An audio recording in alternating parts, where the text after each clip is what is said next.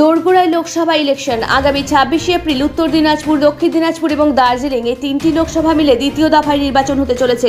প্রত্যেকটি রাজনৈতিক দল তাদের মরিয়া চেষ্টা চালিয়ে যাচ্ছে রাজনৈতিক কর্তৃত্ব স্থাপন করতে। এমনই কিছু চেষ্টা ধরা পড়ল খাস খবর 8-এর ক্যামেরায়। 13 নম্বর কমলাবাড়ি 1 নম্বর গ্রাম পঞ্চায়েতের বিভিন্ন এলাকায় নমুনা ইভিএম নিয়ে বাড়ি বাড়ি দোকানে দোকানে প্রচার চালাচ্ছে বিজেপি সমর্থকরা প্রার্থী কার্তিক চন্দ্র পালের সমর্থনে।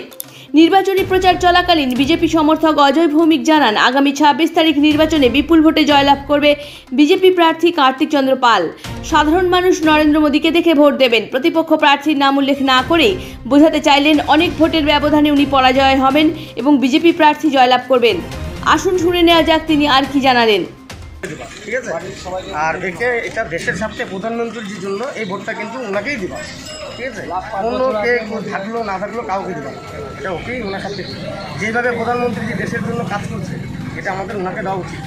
ঠিক আছে, এটা আপনার নাম? আমার নাম অজয় ভৌমিক। আজকে আপনারা প্রচার করছেন বিজেপির হয়ে? আমরা বিজেপি। গ্রাম না পঞ্চায়েত? আমাদের গ্রাম 13 নম্বর কমলাবাড়ি গ্রাম পঞ্চায়েত। আপনি বিজেপির কোন দায়িত্বে আছেন? আমি উত্তর দিনাজপুর জেলার যুব মোর্চার এক্সিকিউটিভ মেম্বার পদে রয়েছি। প্রচার করছেন আপনারা কি মানে রাস্তায় রাস্তায় না কোনো বাড়ি বাড়ি? আমরা অ্যাকচুয়ালি যেগুলো আমাদের এখানে বুথ রয়েছে সেই বুথগুলোতে করছি। বুথে আমার বুথ রয়েছে বাড়ি বাড়ি সব। লোকসভা নির্বাচন নিয়ে কি বলবেন? লোকসভা দেখুন, আমাদের যেখানে একটাই আমাদের প্রার্থী সেটা হচ্ছে নরেন্দ্র মোদী। এরপর আর কোনো কথা হবে না। যেখানে সবাই পাগল প্রধানমন্ত্রীকে নিয়ে পাগল। অবশ্যই, কিন্তু ক্যান্ডিডেট দাঁড়িয়েছে তো, বিরোধী ক্যান্ডিডেটও তো প্রচুর আছে। দেখুন প্রচুর ভোটে উনি হারবেন, প্রচুর ভোটে উনি হারছে। হ্যাঁ, সেটা সবাই জেনে গিয়েছে। বিজেপি ছাড়া কোনো উপায় নেই। রাজ্যের যা পরিস্থিতি, এখানে মেন হেভিওয়েট ক্যান্ডিডেট 3 জন আছে। বিজেপি ক্যান্ডিডেট, কংগ্রেস সিপিএম প্রার্থী, তৃণমূলের প্রার্থী। সেই জায়গাটাতে কি মনে করছে, মানে কে হারবেন বিপুল ভোটে? দেখুন আমাদের 1 নম্বর হচ্ছে যে দাঁড়িয়েছে, 1 নম্বরে হচ্ছে ভিক্টর কংগ্রেস থেকে জোট প্রার্থী থেকে।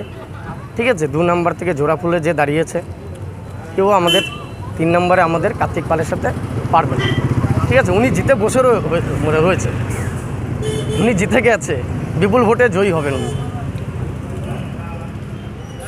আপনারা কতটা এরিয়া প্রচার করলেন?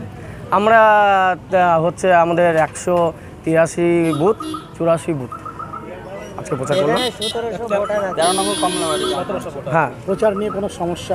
না কোনো সমস্যা হচ্ছে না। আমরা মানুষের ভালো আবেগ সব কিছু ভালো হিসেবে পাচ্ছি। ঠিক আছে, সবাই একটাই কথা, মোদিজি জিন্দাবাদ। মোদিজি ছাড়া আমরা কাউকে ভোট দেব না। রায়গঞ্জ থেকে ব্রিকেশ বর্মন ও সঞ্জীব সাহার রিপোর্ট, খাস খবর 8। এখন আপনিও রিপোর্টার।